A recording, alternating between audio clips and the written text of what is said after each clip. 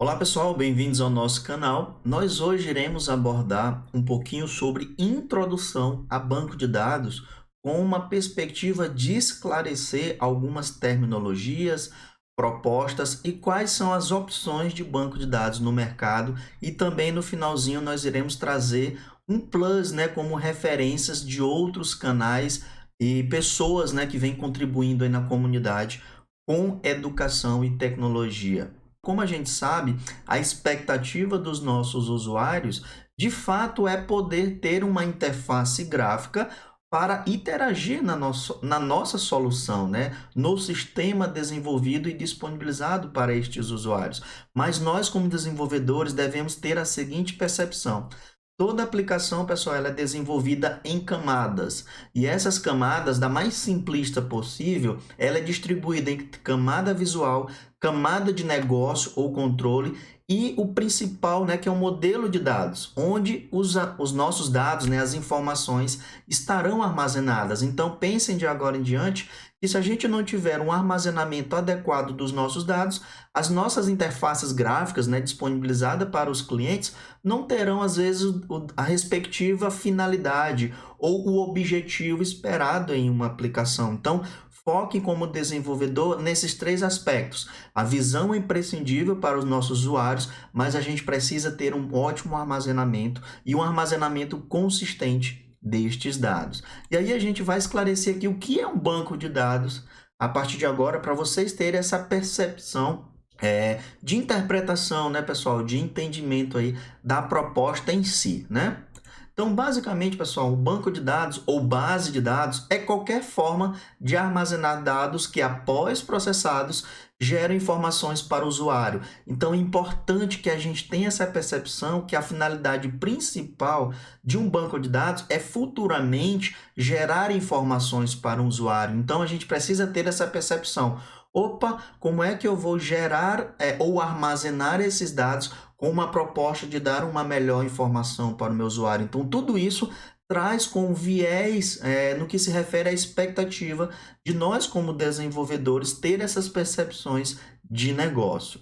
Em seguida, nós precisamos ter uma restrição, vamos dizer assim, no que se refere, pessoal, à organização dos nossos dados. Então, a gente precisa ter consolidado, de forma bem restrita, de forma bem estruturada, quais são os tipos de dados que vão compor a nossa jornada. Independentemente da tua aplicação, pessoal, todo dado ele tem um tipo correspondente. E se a gente não conseguir determinar o tipo correspondente em alguma circunstância, futuramente a gente pode ter consequências em obter estas informações, ou podemos perder as informações ou armazená-las de forma inapropriada. Então, é importante que a gente tenha essa percepção e o cuidado de tratar os tipos de dados de forma correspondentes.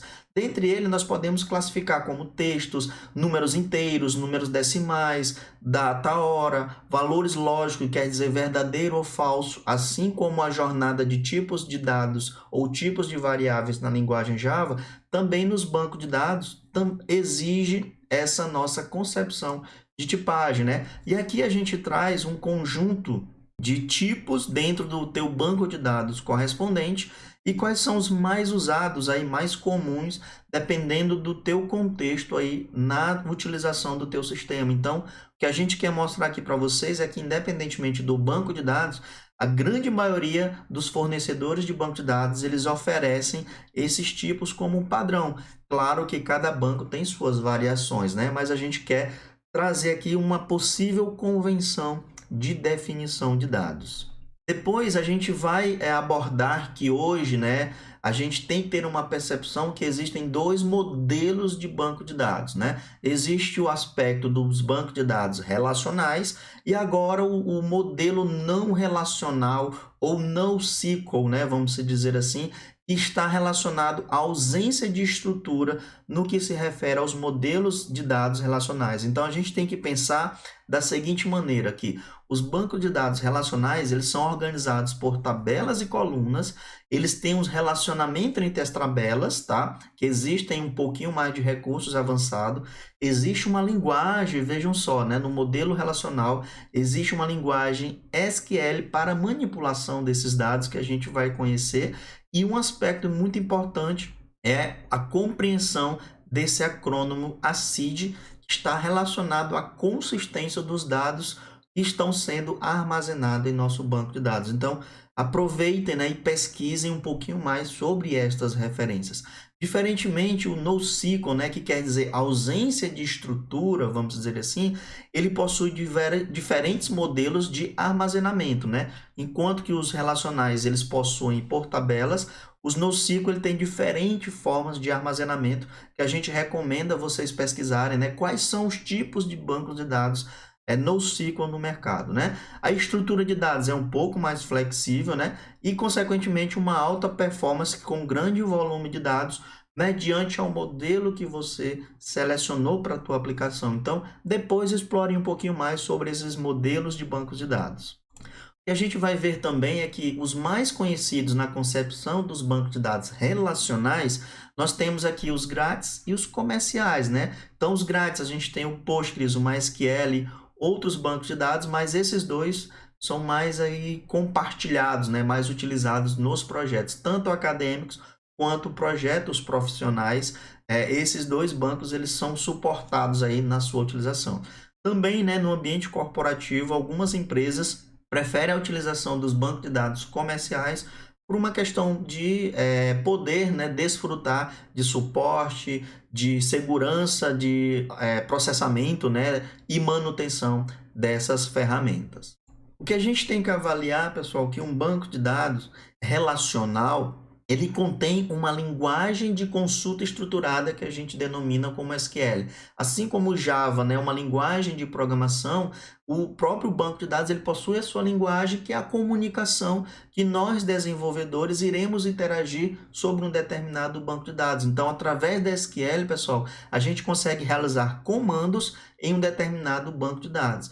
E esses comandos SQL, pessoal, eles são subclassificados como DQL, que são basicamente a realização dos nossos selects, DML, que ele está relacionado a toda a parte de manipulação dos registros no banco, seja a inserção de registro, seja a alteração de um registro, seja a inclusão de um novo registro no teu banco de dados. Abaixo nós temos o DDL, que é a parte estrutural. O que quer dizer estrutura? Eu estou criando a minha tabela de cliente, que a minha tabela de cliente vai ter o campo código, o nome, o endereço, o telefone. Então, DDL, pessoal, a gente está falando de estrutura, diferentemente do que foi abordado no DML, que é a manipulação dos registros. E abaixo, né, para um nível um pouco mais avançado, a gente tem o DCL e o DTL, que está mais relacionado à gestão de um banco de dados. E aqui nós podemos classificar essas terminologias, né, como foi mencionado, dessas três categorias que qualquer desenvolvedor que está iniciando ele precisa ter essa compreensão em relação a essas terminologias. Então, imagina que a DDL, pessoal, é a linguagem de definição, como foi mencionado, né? É ela que determina o meu banco de dados vai ter X tabelas, esse X tabelas vai ter X colunas, e essas colunas terão seus respectivos tipos, nomes, precisão, né? E algumas características adicionais. Depois que a gente determina a estrutura, a gente começa a inserir dados. Inserimos, alteramos, excluímos dados em nossa aplicação. Então, aí agora nós estamos falando de DML ou linguagem de manipulação de dados.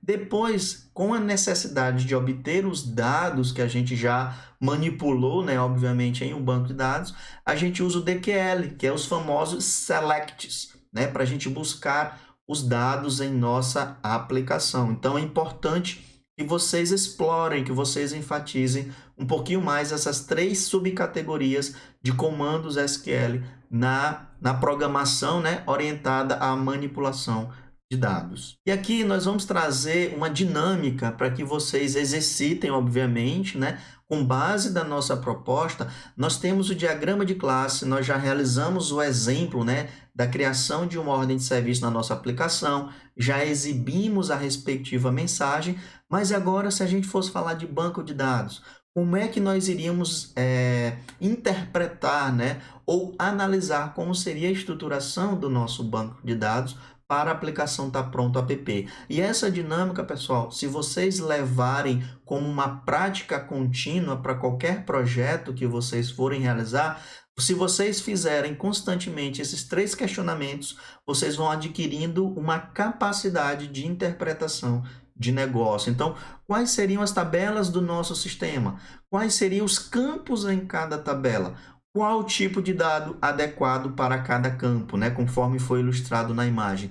Então, toda vez que vocês estiverem em um cenário que precisa ter interação com o banco de dados, façam essas 3 perguntinhas que vocês vão conseguir ter um melhor engajamento no projeto em questão. E para finalizar, né, como a gente sempre aborda a possibilidade de que tudo está disponível na internet, né, para que vocês consigam ser autossuficientes, para que vocês consigam ser autodidata nessa jornada de desenvolvimento de software, eu compartilho para vocês o canal do Fabrício Valim, certo? No qual ele propõe aqui um curso básico, né, de SQL com ênfase ao Postgres, vejam só, né, muito compatível com o nosso cenário. E aqui ele tem toda uma jornada que vocês poderão fazer analogias para o nosso desafio e chegar à conclusão que, entendendo de uma proposta os fundamentos de qualquer tecnologia, vocês conseguirão ajustá-la para os teus respectivos projetos de agora em diante. Então, explorem esse conteúdo que vai ajudar bastante em nossa jornada. Espero que vocês tenham curtido esse nosso vídeo aqui sobre abordagem de banco de dados e torcemos aqui para que vocês consigam se desenvolver individualmente, né, independentemente nesta nossa jornada. Até lá, pessoal!